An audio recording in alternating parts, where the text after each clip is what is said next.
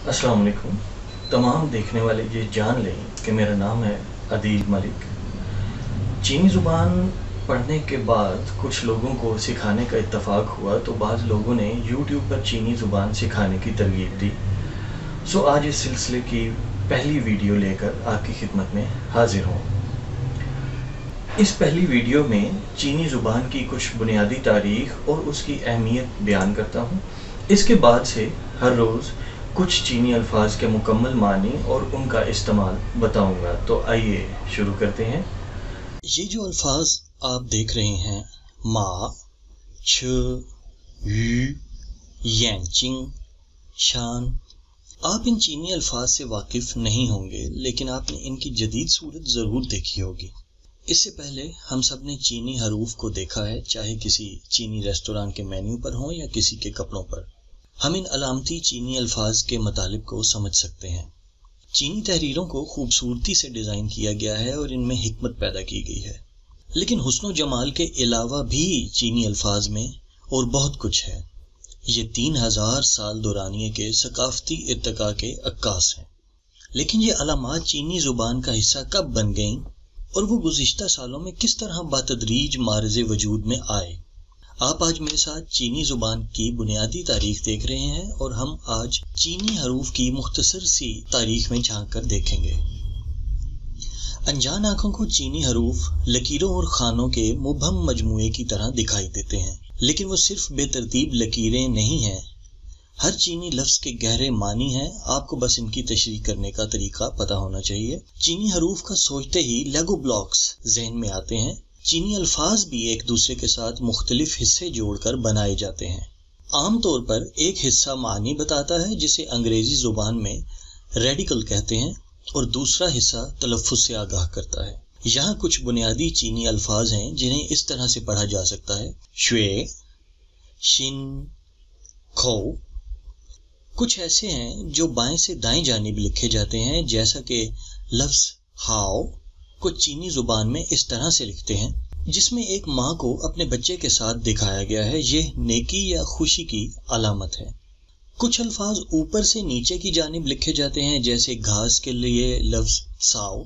इसमें सबसे ऊपर घास का रेडिकल है और नीचे वाले रेडिकल का मानी इब्तदाई तौर पर, जो कि इसे इसका तलफ़्फ़ुज़ देता है। और कुछ ऐसे भी हैं जिन्हें बाहर से अंदर की जानिब लिखा जाता है, जैसा कि भरा हुआ लफ्ज़ मन, जो एक दरवाजे के अंदर दिल को जाहिर करता है। इसमें किसी फर्द को बंद दरवाज़ों में घुटन वाले माहौल में होने की अलामत के तौर पर दिखाया गया है।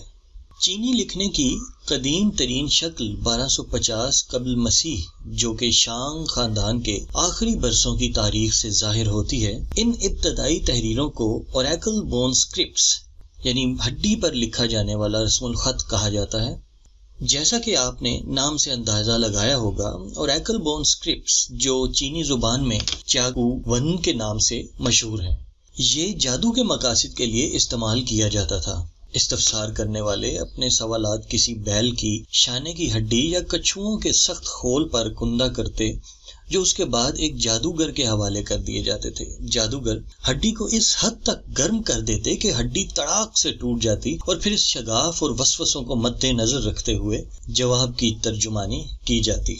चीनी ज़ुबान के इन इब्तदाई तस्वीरी अल्फाज को अब भी जदीद चीनी हरूफ से मुंसलिक किया जा सकता है।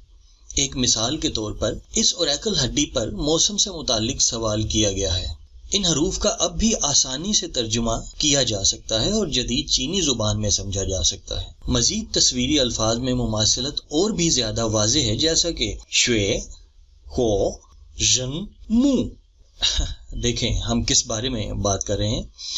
ओरेकल हुडियों को तकरीबन कुचल दिया गया था, लेकिन 19वीं सदी के दौरान किसानों ने ओरेकल बोन रस्मुल ख़त की बड़ी तादाद खोद निकाली और इनको प्लास्टोसेनी दौर, यानी कि जिनमें कदीम ज़माने की अनवा भी शामिल हैं, के ढांचों के साथ उलझा दिया। एक वक्त आया कि इन ढांचों को कुचलकर मलेरिया और चाकू के जख्मों के इलाज की अद्वियात बनाने के लिए बेच दिया गया। सो दोस्तों, कहानी ये है कि 1899 में कुछ ओरेकल हड्डियां वांग यीरोंग को फरोख्त कर दी गईं, जो कि बीजिंग में इंपीरियल एकेडमी के चांसलर थे, जो चीनी ब्रॉन्जेस को जमा करते थे। इन ब्रॉन्जेस में कदीम चीनी सहीफे भी मौजूद हैं। ان ہڈیوں کا مزید معائنہ کرنے پر وانگ ییرونگ نے جانا کہ ان میں بھی قدیم چینی تحریریں تھیں اور ایکل ہڈیوں پر چینی رسم الخط بھی ملا۔ ویسے تو برونز رسم الخط ہی کافی جدید تھا اور اس وقت کے لیے فعال بھی تھا، لیکن چینی حروف اکثر ہم آہنگ نہیں تھے۔ پہلی شاہی مہر سفید جیڈ پر کھدی ہوئی تھی جو کہ پہلے شہنشاہ نے بنوائی۔ چین خاندان صرف 36 سال تک قائم رہا، لیکن یہ چینی تاریخ میں ثقافتی طور پر سب سے زیادہ با اثر خاندان تھا۔ چین کی عظیم دیوار کی تعمیر چین شی خوانگ کا سب سے بڑا پروجیکٹ تھا۔ اس کے اقتدار سے پہلے یہاں دیوار کے چھوٹے چھوٹے ٹکڑے تھے جو کہ مختلف شہنشاہوں نے بنوائے تھے، لیکن یہ چین ہی تھا جس نے اس کو مکمل کیا۔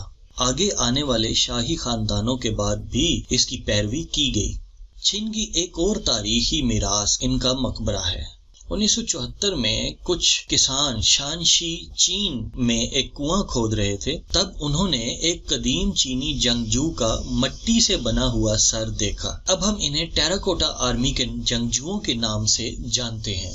8000 فوجیوں کا ایک مجموعہ جو خاص طور پر تشکیل دیا گیا تھا، جس کا کام اس وقت اور اس کے بعد کی زندگی میں چین کے مقبرے کی حفاظت کرنا تھا۔ لیکن یہ صرف فوجی نہیں تھے، چین کے اس فوجیوں کے لشکر میں گھڑ سوار اور موسیقار بھی شامل تھے۔ ان مجسموں نے مورخین اور آثار قدیمہ کے ماہرین کی اس وقت کی کاریگری کا مطالعہ کرنے، نیز فوجی درجہ بندی، جہاں تک کہ مجسمے سجانے کے لیے استعمال کیے جانے والے پینٹ کے کیمیائی اجزاء کے بارے میں معلومات حاصل کرنے میں بھی مدد کی۔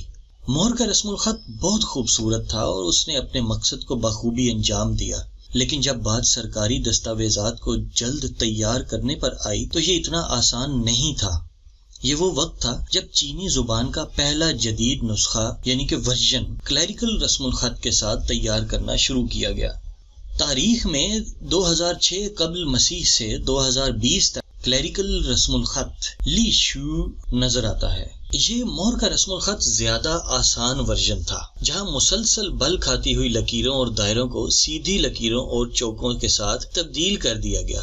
جو کلیریکل رسم الخط بعد میں تیار کیا گیا، اسے ہی آج ہم چینی رسم الخط کے طور پر جانتے ہیں۔ اس میں سٹروک کے انداز میں آسانیاں پیدا کرنے کے علاوہ زیادہ تبدیلیاں نہیں کی گئیں۔ لیکن چینی حروف کا ارتقاء وہیں نہیں رکا۔ آج کل اس کے 2 نسخے موجود ہیں۔ روایتی چینی حروف، جن میں روایتی حروف آتے ہیں جو کہ تائیوان، ہانگ کانگ اور مکاؤ میں استعمال ہوتے ہیں، اور آسان کردہ چینی حروف جو کہ سرزمین چین، سنگاپور اور ملیشیا میں استعمال ہوتے ہیں۔ چینی حروف آسان کرنے کا آغاز 1956 میں ہوا جب ملک میں خواندگی کی شرح بڑھانے کی کوشش شروع کی گئی، جو اس وقت صرف 20% تھی۔ جب کمیونسٹ پارٹی نے اقتدار سنبھالا، چینی عہدیداروں نے آسان چینی حروف پر مشتمل دستاویزات کی تشہیر شروع کر دی۔ لکیروں کو کم کرنے کی کوشش کر کے چینی حروف کو آسان بنایا گیا، لیکن روایتی بمقابلہ آسان کی بحث کسی بھی تعلیم سے بالا تر ہے۔ بہت سارے روایتی چینی زبان کے حامی یہ محسوس کرتے ہیں کہ ہر چینی حرف کے پیچھے زیادہ معنی اور فن نگاری ہے جو کہ اس کو آسان بنانے کے عمل کے دوران چھین لیا گیا تھا۔ مثال کے طور پر لفظ محبت یا آئے کو دیکھیں۔ روایتی چینی زبان میں اس حرف کے درمیان میں دل کا حرف ہے، آسان زبان میں دل چھین لیا گیا۔ اس میں مزید سخت تبدیلی دیکھی جا سکتی ہے، جیسا کہ سن کے لیے چینی لفظ تھینگ استعمال ہوتا ہے۔ روایتی چینی زبان میں کان، دل، آنکھیں اور ایک لکیر جو دل اور آنکھوں کو الگ کرتی ہے دکھایا گیا ہے، جو کہ الگ الگ توجہ دلاتی ہے۔ اس کا مطلب ہے کہ سننے کے لیے کسی کے دل، آنکھیں اور کان کی قطعی توجہ دینے سے ہی پتہ چلتا ہے کہ ہم کسی کی طرف یا کیا سن رہے ہیں۔ اب آسان زبان دیکھیں، جس میں اصل سے مکمل طور پر ترمیم کر دی گئی، جیسا کہ بائیں طرف کا حرف کھو یعنی کہ منہ ہے، اور دائیں طرف کا حرف چن جو کہ وزن کی پیمائش کرنے کی ایک اکائی ہے۔